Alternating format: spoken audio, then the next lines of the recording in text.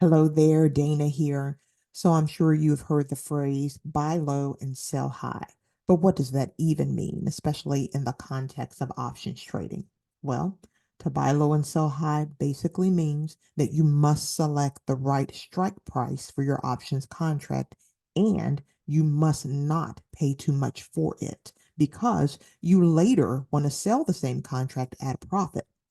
So, even if your analysis on the direction of a trade is correct, meaning you bought a call because you thought the underlying was going to go up in price, or you bought a put because you thought the underlying price was going to go down, even if all that is right. If you selected the wrong strike price or you paid too much for it, you could still lose on the trade. So let's apply this concept of buying low and selling high to a trade I'm currently in, and that's Advanced Auto Parts. So of course, I've already identified the trade. I have my signal, which is a hammer candle coming off of support. So that's my signal. I had my confirmation where price broke above $77.99.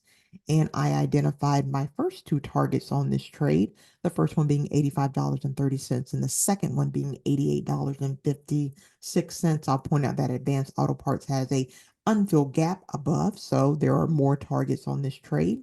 And of course, we have a stop loss for risk management purposes. So because we've done the research, we know our entries and we know our targets. Now let's take a look at the options chain. That's where we'll find our strike and the expiration date, which is what I chose. I chose the 80 strike and an expiration date of June 21st to give myself time to account for the market fluctuations.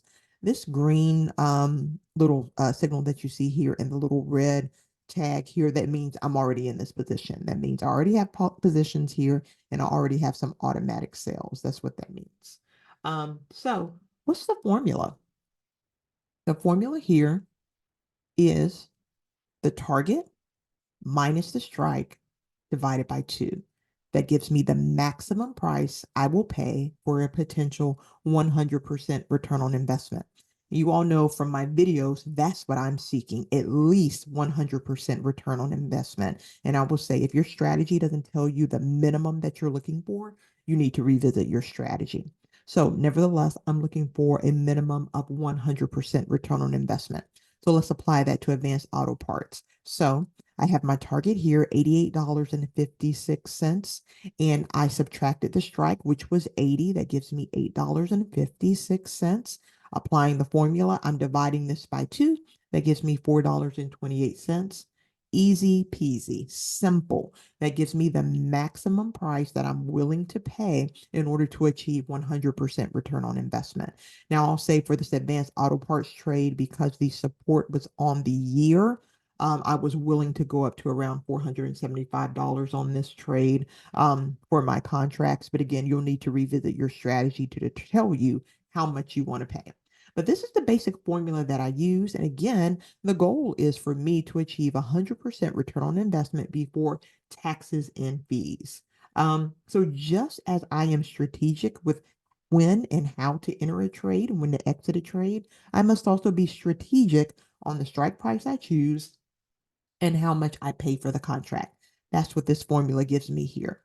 So bottom line, you're going to need strategies. You need strategies on trade identification. You need strategies on contract selection, and you need strategies on your risk management.